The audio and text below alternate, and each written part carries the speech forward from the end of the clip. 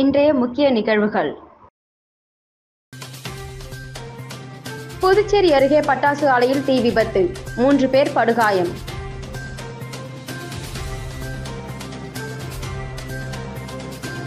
முதலமைச்சர் ரங்கசாமியின் 3 ஆண்டு கால ஆட்சியின் சாதனை 0.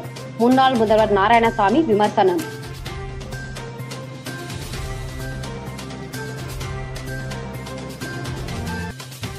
தேசிய கல்விக் கொள்கை விவகாரம், புதுச்சேரி அரசுக்கு ஐகோர்ட் புதிய உத்தரவு. விழுப்புரம் மாவட்டம் மரக்காணம் அருகே கீழ்புத்துப்பட்டு பகுதியில் பட்டாசு ஆலையில் திடீர் தீ விபத்து, 3 பேர் படுகாயம். விழுப்புரம் மாவட்டம் மரக்காணம் அடுத்த கீழ்புத்துப்பட்டு கிராமத்தில் மஞ்சுனீஸ்வரர் கோவில் அருகே ராஜேந்திரன் என்பவர் பட்டாசு ஆலை நடத்தி வருகிறார். இங்கு கீழ்புத்துப்பட்டு, கொழுவாரி உள்ளிட்ட பகுதிகளில் இருந்து பெண்கள் வேலை செய்து வருகின்றனர். இன்று காலை வழக்கம் போல பெண்கள் வேலைக்கு வந்துள்ளனர். இதனையடுத்து கோவில் திருவிழாவிற்காக தயாரித்த பட்டாசுகளை அங்குள்ள காலி இடத்தில் காய வைத்துள்ளனர். இந்த நிலையில் திடீரென தீ விபத்து ஏற்பட்டது. பட்டாசுகள் தீப்பிடித்து எரிந்து வெடிக்க தொடங்கின. இதனை கண்டு அங்கிருந்த ஊழியர்கள் அலறி அடித்துக் கொண்டு ஓடினர். சத்தம் கேட்ட கிராமத்து மக்கள் இதுகுறித்து தீயணைப்பு நிலையத்திற்கு தகவல் தெரிவித்தனர். தீயணைப்பு வீரர்கள் விரைந்து வந்து தீயை போராடி அணைத்தனர். இதில் அப்பகுதியில் இருந்த 50க்கும் மேற்பட்ட தென்னை மரங்கள், மாமரங்கள், தைல மரங்கள் எரிந்து நாசமாயின. பல ஆயிரம் மதிப்பிலான பட்டாசுகள் வெடித்தது. இந்த விபத்தில் உரிமையாளர் ராஜேந்திரன், ஊழியர்கள் கௌரி, ஆண்டாள் ஆகியோர் பலத்த காயமடைந்தனர். இதில் ராஜேந்திரன் ஜிப்மர் மருத்துவமனையிலும், மற்ற 2 பேர் பிம்ஸ் மருத்துவமனையிலும் சிகிச்சைக்காக அனுமதிக்கப்பட்டுள்ளனர். அவர்களுக்கு அங்கு தீவிர சிகிச்சை அளிக்கப்பட்டு வருகிறது. இதுகுறித்து போலீசார் வழக்கு பதிவு செய்து விசாரணை நடத்தி வருகின்றனர். புதுச்சேரியில் பாஜக என்ஆர் காங்கிரஸ் கூட்டணி ஆட்சியின் 3 ஆண்டுகளான சாதனை 0 என முன்னாள் முதலமைச்சர் நாராயணசாமி விமர்சித்துள்ளார். புதுச்சேரி முன்னாள் முதலமைச்சர் நாராயணசாமி தனது இல்லத்தில் செய்தியாளர்களை சந்தித்தார். அப்போது இதுவரை நடந்த 3 கட்ட தேர்தலில் 284 இடங்களுக்கு தேர்தல் நடந்து முடிந்துள்ளது. பிரதமர் நரேந்திர மோடி எதிர்க்கட்சிகளை பற்றி முன்னுக்கு பின் முரணான தகவல்களை சொல்லி மிக தவறான பிரச்சாரத்தை செய்து வருகிறார். இந்த தேர்தலில் மக்கள் மத்தியில் அவர் என்ன சாதனை செய்தார் என்பதை சொல்லாமல் குழம்பி பேசிக் கொண்டிருக்கிறார் என குற்றம் சாட்டினார். மேலும் புதுச்சேரி மாநிலத்தின் முதலமைச்சர் ரங்கசாமி 3 ஆண்டுகள் என்ஆர் காங்கிரஸ் பாஜக அரசு முடித்து இப்போது 4வது ஆண்டை அடியெடுத்து வைத்துள்ளார். இந்த 3 ஆண்டுகள் புதுச்சேரி வளர்ச்சி 0 தான். எந்த திட்டங்களையும் நிறைவேற்றவில்லை. இவர்கள் கொடுத்த எந்த வாக்குறுதியும் நிறைவேற்றப்படவில்லை. இந்த 3 ஆண்டுகள் என்ஆர் காங்கிரஸ் பாஜக ஆட்சி சாதனை என்பது புதுச்சேரி மக்களை வஞ்சிப்பதாக தான் உள்ளது என்றார். தொடர்ந்து புதுச்சேரி கல்வித்துறை பின்தங்கியுள்ளது. இதன் காரணமாகவே தேர்ச்சி விகிதம் குறைந்துள்ளது. இதற்கு முதலமைச்சர் ரங்கசாமி மற்றும் கல்வித்துறை அமைச்சர் நமச்சிவாயம் முழு பொறுப்பேற்க வேண்டும் என்றும், புதிய கல்விக் கொள்கையை அமல்படுத்த அண்டை மாநிலமான தமிழகத்தில் முதலமைச்சர் ஸ்டாலின் எதிர்த்து மாநில பாடத்தை அமல்படுத்தினார். ஆனால் புதுச்சேரியில் புதிய கல்விக் கொள்கையை அமல்படுத்தி மாணவர்கள் படிக்கும் எண்ணிக்கையை குறைக்கும் வேலையை பார்க்கின்றனர். இதனை நாங்கள் ஒருபோதும் அனுமதிக்க மாட்டோம் என்றார். தொடர்ந்து இந்தியா கூட்டணி வெற்றி பெற்ற பிறகு கூட்டணி தலைவர்கள் ஒன்று கூடி யார் பிரதமர் என்பதை தேர்வு செய்வார்கள். அவர்கள் யாரை முடிவு செய்தாலும் ஏற்றுக்கொள்வோம் என்றும், ஆனால் காங்கிரஸ் கட்சி தொண்டர் என்ற முறையில் ராகுல் காந்தி பிரதமராக வேண்டும் என்பது எனது விருப்பம் என தெரிவித்த அவர், நடந்து முடிந்த 3 கட்ட தேர்தலில் இந்தியா கூட்டணி முன்னணியில் உள்ளது. நிச்சயமாக 7 கட்ட தேர்தல் முடிவடைந்ததும் இந்தியா கூட்டணி ஆட்சியை பிடிக்கும் என்றார்.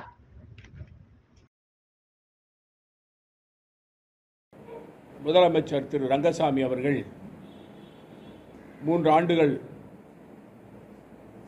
என்ஆர் காங்கிரஸ் பாஜக அரசு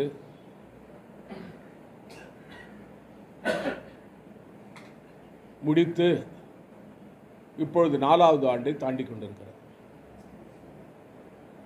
இந்த 3 ஆண்டுகளில் என்ஆர் காங்கிரஸ் பாஜக அரசினுடைய சாதனை என்பது வெறும் 0 தான். எந்தவித வளர்ச்சி திட்டங்களும் நிறைவேற்றப்படவில்லை. மக்கள் நல திட்டங்கள் எல்லாம் கிடப்பில் போடப்பட்டது. காரைக்காலில் பொதுமக்களிடமிருந்து பல்வேறு இடங்களில் தொலைந்து போன 27 செல்போன்களை சைபர் கிரைம் போலீசார் மீட்டு உரிமையாளரிடம் ஒப்படைத்தனர். காரைக்கால் மாவட்டத்தில் இருந்து அண்மை காலங்களில் பொதுமக்கள் பல்வேறு இடங்களில் தங்களது மொபைல்களை தொலைத்து உள்ளனர். இதனை கண்டுபிடித்து கொடுக்கும்படி காரைக்கால் சைபர் கிரைம் போலீசாரிடம் செல்போன் உரிமையாளர்கள் புகார் அளித்துள்ளனர். இதனை அடுத்து காணாமல் போன மொபைல்களை கண்டுபிடிப்பதற்காக காரைக்கால் மாவட்ட சைபர் கிரைம் போலீசார் தேடி வந்தனர். இந்த நிலையில் அண்மையில் காணாமல் போன 5 லட்சம் மதிப்பிலான 27 விலை உயர்ந்த ஸ்மார்ட் போன்களை மீட்டெடுத்து உரிமையாளரிடம் இன்று காரைக்கால் மாவட்ட முதுநிலை காவல் கண்காணிப்பாளர் மணிஷ் தலைமையில் காரைக்கால் சைபர் கிரைம் போலீசார் ஒப்படைத்தனர். செஞ்சி அருகே இடி தாக்கி 3 எருமை மாடுகள் சம்பவ இடத்திலேயே உயிரிழப்பு. விழுப்புரம் மாவட்டம் செஞ்சி சுற்றுவட்டார பகுதிகளில் இன்று அதிகாலை முதல் தொடர்ந்து இடி மின்னலுடன் கனமழை பெய்தது. இந்த நிலையில் செஞ்சியை அடுத்த அங்கராயநல்லூர் பகுதியைச் சேர்ந்த ஆறுமுகம் என்பவருக்கு சொந்தமான 3 எருமை மாடுகள் மீது இடி தாக்கி சம்பவ இடத்திலேயே 3 எருமை மாடுகளும் உயிரிழந்து விட்டது.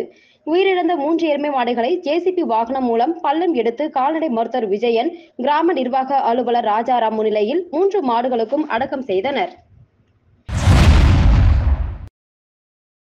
புதுச்சேரியில் நண்பர்களுடன் கிணற்றில் குளிக்க சென்ற வாலிபர் நீச்சல் தெரியாமல் கிணற்று நீரில் மூழ்கி பலியான சம்பவம் அப்பகுதியில் சோகத்தை ஏற்படுத்தியுள்ளது. புதுச்சேரி சேதராப்பட்டு குமரன் நகரை சேர்ந்தவர் திருநாவுக்கரசு. அதே பகுதியில் கனரக வாகனங்களுக்கு பஞ்சர் ஓட்டும் கடை நடத்தி வருகிறார். இவரது 2வது மகன் சூர்யா. இவர் 9ஆம் வகுப்பு வரை படித்துவிட்டு வேலை இல்லாமல் வீட்டிலிருந்து வருகிறார்.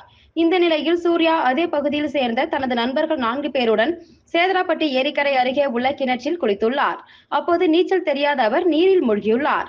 இதனை கண்ட அவரது நண்பர்கள் அவரை காப்பாற்ற முயன்றும் முடியாமல் போனதால் மேலே வந்த அவர்கள் இதுகுறித்து அங்கிருந்தவர்களிடம் கூற அவர்கள் உடனடியாக சேதராப்பட்டு காவல் நிலையம் மற்றும் தீயணைப்பு நிலையத்திற்கு அளித்த தகவலின் பேரில் சம்பவ இடத்திற்கு வந்த தீயணைப்பு வீரர்கள் கிணற்றுக்குள் இறங்கி கயிறு மூலமாக கிணற்றுக்குள் மூழ்கிய சூர்யாவை சடலமாக மீட்டனர்.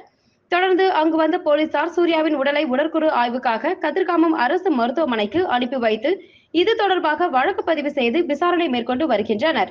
மேலும் வாலிபர் கிணற்றில் மூழ்கி உயிரிழந்த சம்பவம் அப்பகுதியில் சோகத்தை ஏற்படுத்தியுள்ளது.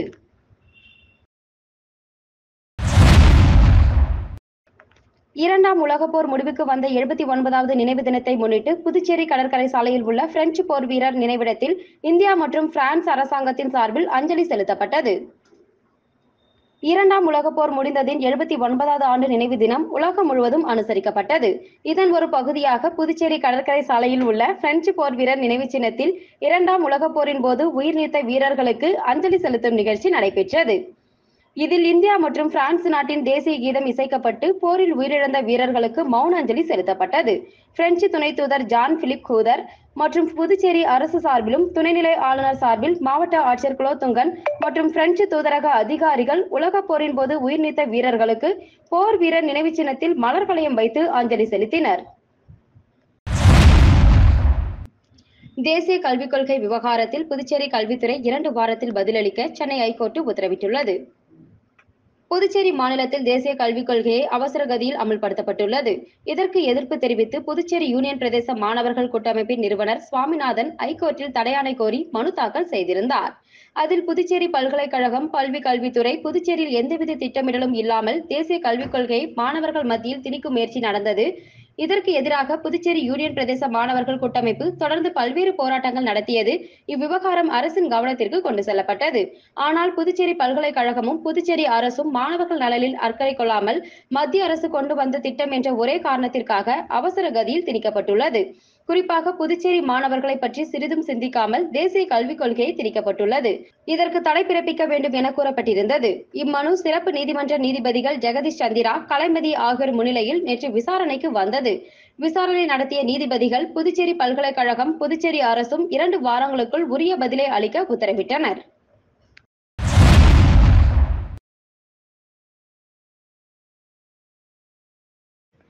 புதுச்சேரி தாகூர் அரசு கலை அறிவியல் கல்லூரியில் தேசிய தர நிர்ணயம் மற்றும் அங்கீகார குழுவினர் 2 நாட்கள் ஆய்வு மேற்கொண்டு வருகின்றனர். இந்த குழுவில் குஜராத் மாநிலம் பரோடா பசோதரா மகாராஜா சாயாஜிராவ் பல்கலைக்கழகத்தின் துணைவேந்தர் டாக்டர் விஜயகுமார் ஸ்ரீவஸ்தவா தலைவராகவும், புதுடில்லி பல்கலைக்கழக வணிகவியல் துறையின் மூத்த பேராசிரியர் டாக்டர் விஜயகுமார் சோஸ்திரியா ஒருங்கிணைப்பாளராகவும், பஞ்சாப் ஜலந்தர் ஹன்சுராஜ் மகிளா மகா வித்யாலயாவின் முதல்வர் டாக்டர் அஜய் சரீன் உறுப்பினராகவும், பெங்களூரு தேசிய சட்டப் பள்ளியின் துணை ஆலோசகர் டாக்டர் பிரசாந்த் பர்காத் சிறப்பு அதிகாரியாகவும் செயல்படுகின்றனர். ஆய்வு குழுவினருக்கு கல்லூரி சார்பில் முதல்வர் தலைமையில் சிறப்பான வரவேற்பு அளிக்கப்பட்டது. குழுவினர் கல்லூரியில் கொரோனா நோயினால் உயிரிழந்தவர்களின் நினைவாக அமைக்கப்பட்டுள்ள கொரோனா நினைவு தோட்டத்திற்கு சென்று மலரஞ்சலி செலுத்தினர். அதன் பின்னர் கல்லூரியின் நுழைவாயிலில் உள்ள தாகூர் சிலைக்கு மலரஞ்சலி செலுத்தப்பட்டது. அதன் பின்னர் கல்லூரி முதல்வர் முனைவர் சசிகாந்ததாஸ் கல்லூரி குறித்த சிறப்புகளை காணொலி காட்சியின் மூலமாக கல்லூரியின் சாதனைகள், கல்வி சார்ந்த செயல்பாடுகள், மாணவர்களின் குறிப்பிடத்தகுந்த வளர்ச்சி இவற்றை விளக்கினார். அதன் பிறகு கல்லூரியின் உள்தர மேம்பாட்டு குழுவின் 5 ஆண்டு கல்வி வளர்ச்சி, மாணவர்களின் ஈடுபாடு, ஆசிரியர்களின் திறன் மேம்பாடு, அலுவலக நடைமுறையில் மேற்கொள்ளப்பட்ட சீர்திருத்தங்கள் உள்ளிட்ட பிற தகவல்களை உள்தர மேம்பாட்டு குழுவின் ஒருங்கிணைப்பாளர் முனைவர் வேலுராஜ் விளக்கியுரைத்தார். இதனைத் தொடர்ந்து கல்லூரியில் செயல்படும் 16 துறைகளின் தலைவர்கள் தங்கள் துறைகளின் வளர்ச்சி, மாணவர்களின் வளர்ச்சி, துறையின் செயல்பாடுகள், எதிர்கால திட்டங்கள் இவற்றை எடுத்துரைத்தனர். தொடர்ந்து மதிப்பீட்டு குழுவினர் கல்லூரியில் உள்ள 16 துறைகளுக்கும் சென்று ஆய்வு மேற்கொண்டனர். அதன் பின்னர் ஸ்ரீ அரவிந்தர் பெயரில் அமைந்துள்ள நூலகத்தை பார்வையிட்டனர். மதிப்பீட்டு குழுவினருடன் உள்தர மேம்பாட்டு குழுவின் பிரதிநிதிகள் முனைவர் வேல்ராஜ், முனைவர் ஹேமலதா, பேராசிரியர் சுனிதா, முனைவர் பிரசாத், முனைவர் பால், முனைவர் நாகராஜ், முனைவர் தீபக், முனைவர் அசோக்குமார், முனைவர் சுமத்ரா, முனைவர் ரோஸ்லின், பிரபா, முனைவர் ஜென்னி ஆகியோர் உடனிருந்தனர். தொடர்ந்து பாரதியார் கருத்தரங்கு கூடத்தில் மதிப்பீட்டு குழுவினர் கல்லூரி மாணவர்களுடன், மாணவர்களின் பெற்றோர்களுடனும், மேலாள் மாணவர்களுடனும் கலந்துரையாடினர். அதனைத் தொடர்ந்து கல்லூரியில் செயல்பட்டு வரும் பல்வேறு குழுக்களின் செயல்பாடுகளை ஆய்வு செய்தனர். கற்றல் மற்றும் எழுதுதல் திறன் வளர்ப்பு மையம், பல்திறன் வளர்ச்சி மையம், சிவப்பு நாடா சங்கம், நாட்டு நலப்பணி திட்டம், தேசிய மாணவர் படை, விளையாட்டு மைதானம் முதலானவற்றை பார்வையிட்டு ஆய்வு செய்தனர்.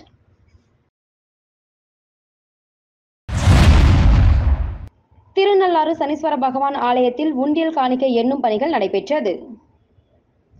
காரைக்கால் அடுத்த திருநள்ளாறில் உள்ள உலக புகழ்பெற்ற தர்பானேஸ்வரர் தேவஸ்தானம் ஸ்ரீ சனீஸ்வர பகவான் ஆலயத்தில் உள்ள உண்டியல்களில் பக்தர்கள் செலுத்தும் காணிக்கையை 3 மாதத்திற்கு ஒருமுறை எண்ணப்படுவது வழக்கம். அதன் வகையில் இன்று உண்டியல் காணிக்கை எண்ணும் பணிகள் தொடங்கி நடைபெற்று வருகிறது. இந்த பணியில் 50க்கும் மேற்பட்ட கோவில் ஊழியர்கள் மற்றும் வங்கி அதிகாரிகள் ஈடுபட்டுள்ளார்கள். மேலும் உண்டியல் எண்ணும் பணிகளை கோவில் நிர்வாகம் சார்பில் சிசிடிவி கேமரா மூலம் கண்காணித்து வருகின்றனர். காரைக்கால் மாவட்டத்தில் இருந்து ஹஜ் பயணம் செல்லும் பயணிகளுக்கான தடுப்பூசி முகாம். முஸ்லிம்கள் ஆண்டுதோறும் சவுதி அரேபியா நாட்டில் உள்ள மக்கா நகருக்கு மேற்கொள்ளும் புனித ஹஜ் பயணமாகும். இது முஸ்லிம்களின் ஐம்பெரும் கடமைகளில் ஒன்றாக கருதப்படுகிறது. ஒரு முஸ்லிம் தன் வாழ்க்கையில் ஒரு முறையாவது இப்பயணத்தை செய்ய வேண்டும் என்று கூறப்பட்டுள்ளது. இந்த புனித பயணம் புதுச்சேரி அரசு செலவில் ஆண்டுதோறும் காரைக்கால் மாவட்ட முஸ்லிம்களும் அனுப்பி வைக்கப்படுகின்றனர். இந்த ஆண்டு புனித ஹஜ் பயணம் செல்லும் இஸ்லாமியர்களுக்கு நலவழித்துறையினர் சார்பில் தடுப்பூசி மற்றும் சொட்டு மருந்து போடுவதற்கான முகாம் இன்று நடைபெற்றது. நோய் தடுப்பு திட்ட அதிகாரி டாக்டர் தேனாம்பிகை மேற்பார்வையில் இம்முகாம் நலவழித்துறை கூட்ட அரங்கத்தில் நடைபெற்றது. காரைக்கால் மாவட்டத்தை சேர்ந்த 28 ஹஜ் பயணிகளுக்கும் தடுப்பூசியும் சொட்டு மருந்தும் போடப்பட்டது. இந்த முகாமில் புதுச்சேரி ஹஜ் கமிட்டி தலைவர் இஸ்மாயில், நலவழித்துறையின் நோய் தடுப்பு தொழில்நுட்ப உதவியாளர் சேகர், சுகாதார ஆய்வாளர் சிவவடிவேல், கிராமப்புற செவிலியர் மும்தாஜ் பேகம் மற்றும் ஹஜ் கமிட்டியின் அலுவலர்கள் கலந்து கொண்டனர்.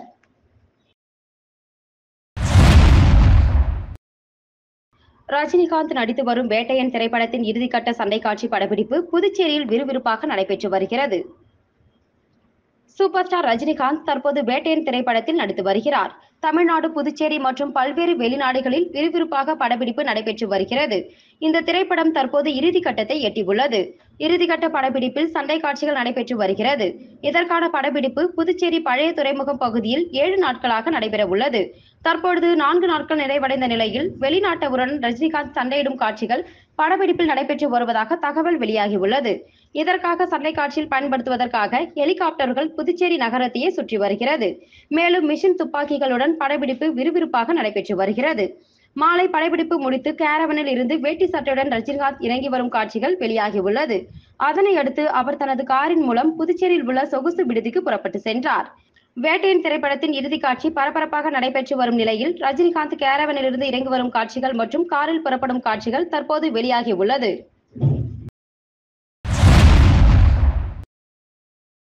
திண்டிவனம் அடுத்த மயிலம் வள்ளி தெய்வானை சமேத சுப்பிரமணிய சுவாமி கோவிலில் சித்திரை மாத கிருத்திகையை முன்னிட்டு உற்சவர் வெள்ளித்தேரில் பக்தர்களுக்கு காட்சியளித்தார். விழுப்புரம் மாவட்டம் திண்டிவனம் அடுத்த மயிலம் மலைமேல் அமைந்த வள்ளி தெய்வானை சமேத சுப்பிரமணிய சுவாமி கோவிலில் சித்திரை மாத கிருத்திகையை முன்னிட்டு அதிகாலை 4 மணிக்கு கோவில் நடை திறக்கப்பட்டது. தொடர்ந்து மூலவருக்கு அபிஷேக பொடி, பஞ்சாமிர்தம், பால், சந்தனம், தேன், திருநீறு உள்ளிட்ட பல்வேறு வகையான அபிஷேகங்கள் செய்யப்பட்டது. அதேபோல் உற்சவர் வள்ளி தெய்வானை சமேத சுப்பிரமணிய சுவாமிக்கு மஞ்சள், பஞ்சாமிர்தம், தேன், பால், பழங்கள், சந்தனம், விபூதி உள்ளிட்ட பல்வேறு வகையான அபிஷேகங்கள் செய்யப்பட்டது. மூலவர் தங்க கவசத்திலும் இரவு மலர்களால் அலங்கரிக்கப்பட்ட உற்சவர் சுப்பிரமணிய சுவாமி வள்ளி தெய்வானை சமேதராய் பக்தர்களுக்கு காட்சியளித்தார். உற்சவ மூர்த்திக்கு பல்வேறு விதமான தீபாராதனைகள் காண்பிக்கப்பட்டது. தொடர்ந்து வள்ளி தெய்வானை சமேத சுப்பிரமணிய சுவாமி வெள்ளித்தேரில் மலை வரும் காட்சி நடைபெற்றது. வெள்ளித்தேரை திரளான பக்தர்கள் கலந்து கொண்டு அரோகரா, கந்தனுக்கு அரோகரா, மயிலம் முருகனுக்கு அரோகரா என கோஷங்களை எழுப்பியபடி தேரை வடம் பிடித்து இழுத்து சென்றனர். கிருத்திகை விழா ஏற்பாடுகளை மயிலம் பொம்மபுர ஆதீனம் 20ஆம் பட்டம் ஸ்ரீலஸ்ரீ சிவஞான பாலய சுவாமிகள் தலைமையில் திருமடத்தினர் செய்திருந்தனர்.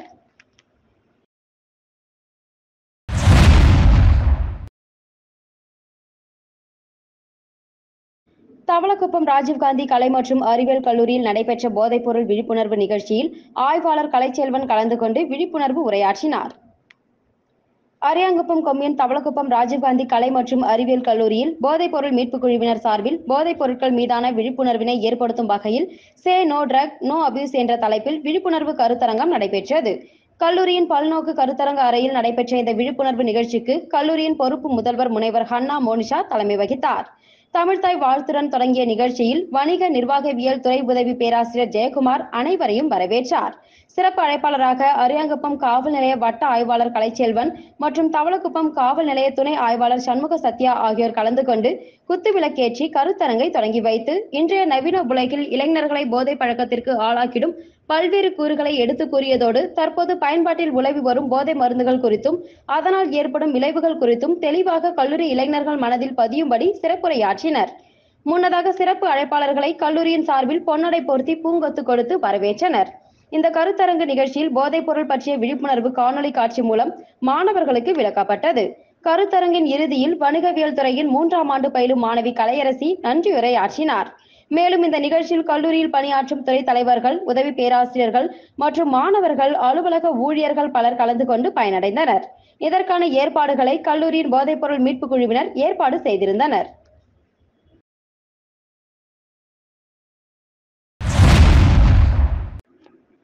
புதுச்சேரி முத்தியால்பேட்டை தொகுதி காங்கிரஸ் கட்சி சார்பில் இலவச நீர்மோர் பந்தல் இன்று திறக்கப்பட்டது. புதுச்சேரியில் கடந்த ஒரு மாதமாக கடுமையான வெயிலுடன் அனல் காற்று வீசி வருகிறது. இதனால் பொதுமக்கள் வீட்டை விட்டு வெளியே வராமல் வீட்டுக்குள்ளேயே முடங்கியிருக்கின்றனர். மேலும் வெயிலில் பொதுமக்களின் தாகத்தை தணிக்க பல்வேறு அரசியல் கட்சிகள் நீர்மோர் பந்தல் திறந்து மக்களுக்கு உதவிகளை செய்து வருகின்றனர். இதன் ஒரு பகுதியாக புதுச்சேரி முத்தியால்பேட்டை தொகுதி காங்கிரஸ் கட்சி சார்பில் இலவச நீர்மோர் பந்தல் முத்தியால்பேட்டை மார்க்கெட் அருகே இன்று திறக்கப்பட்டது. இதில் சிறப்பு விருந்தினர்களாக கலந்து கொண்ட காங்கிரஸ் கட்சி தலைவரும் எம்பியுமான வைத்திலிங்கம், முன்னாள் முதலமைச்சர் நாராயணசாமி மற்றும் புதுவை மாநில காங்கிரஸ் கமிட்டியின் துணைத் தலைவர் தேவதாஸ் ஆகியோர் கலந்து கொண்டு நீர்மோர் பந்தலை திறந்து வைத்து இலவசமாக பொதுமக்களுக்கு மோர், தர்பூசணி, நுங்கு போன்ற குளிர்ச்சியான பொருட்களை பொதுமக்களுக்கு வழங்கினார்கள். நிகழ்ச்சிக்கான ஏற்பாட்டினை முத்தியால்பேட்டை காங்கிரஸ் கட்சியின் தொகுதி பொறுப்பாளர் ஈரம் ராஜேந்திரன் செய்திருந்தார். அவர் தலைமையில் நடைபெற்ற இலவச நீர்மோர் வழங்கும் நிகழ்ச்சியில் தொகுதியை சேர்ந்த ஏராளமான காங்கிரஸ் கட்சி நிர்வாகிகள் மற்றும் ஈரம் பவுண்டேஷன் நிர்வாகிகள், பொதுமக்கள் என அனைவரும் திரளாக கலந்து கொண்டனர். புதுச்சேரியில் உள்ள ஸ்ரீ அங்காள பரமேஸ்வரி அம்மன் ஆலயத்தில் ஸ்ரீ தாண்டவரேஸ்வரருக்கும் ஸ்ரீ அங்காள பரமேஸ்வரி அம்மனுக்கும் நடைபெற்ற திருக்கல்யாண உற்சவத்தில் முதலமைச்சர் ரங்கசாமி உள்ளிட்ட ஏராளமான பக்தர்கள் சாமி தரிசனம் செய்தனர். புதுச்சேரி சண்முகாபுரம் பகுதியில் உள்ள அன்னை சோனியா காந்தி நகரில் மிகவும் சக்தி வாய்ந்த ஸ்ரீ அங்காள பரமேஸ்வரி அம்மன் ஆலயம் உள்ளது. இவ்வாலயத்தின் 11ஆம் ஆண்டு மயான கொள்ளை உற்சவம் நடைபெற்று வரும் நிலையில் திருக்கல்யாண உற்சவம் நடைபெற்றது. முன்னதாக கோவில் வளாகத்தில் ஸ்ரீ தாண்டவரேஸ்வரும் ஸ்ரீ அங்காள பரமேஸ்வரி அம்மனுக்கு பல்வேறு வண்ண ஆபரணங்கள் அணிவித்து மாலை மாற்றுதல் உள்ளிட்ட நிகழ்ச்சிகள் நடைபெற்றது. தொடர்ந்து திருக்கல்யாண உற்சவம் நடைபெற்றது. பின்னர் மகா தீபாராதனை காண்பிக்கப்பட்டது. இதில் முதலமைச்சர் ரங்கசாமி உள்ளிட்ட ஏராளமான பக்தர்கள் பங்கேற்று சுவாமி தரிசனம் செய்தனர்.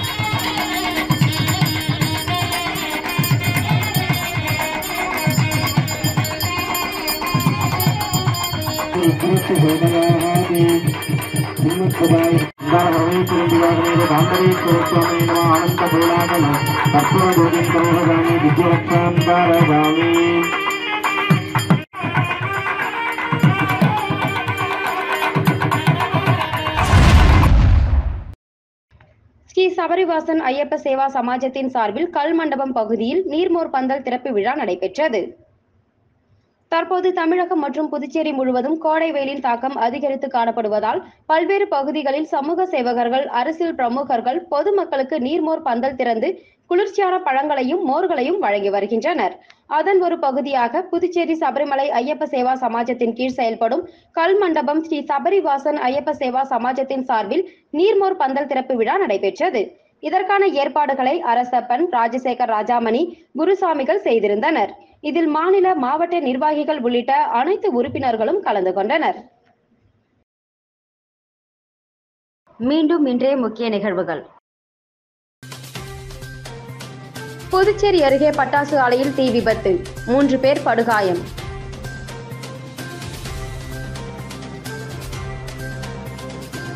முதலமைச்சர் ரங்கசாமியின் 3 ஆண்டு கால ஆட்சியின் சாதனை 0. முன்னாள் முதல்வர் நாராயணசாமி விமர்சனம்.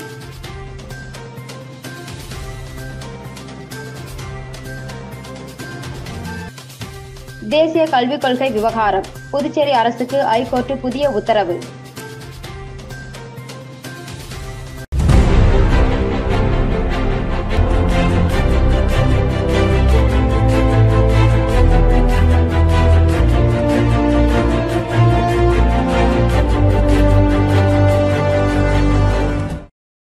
செய்திகளை உடனுக்குடன் தெரிந்து கொள்ள மெட்ரோ யூடியூப் சேனலை சப்ஸ்கிரைப் செய்யவும்.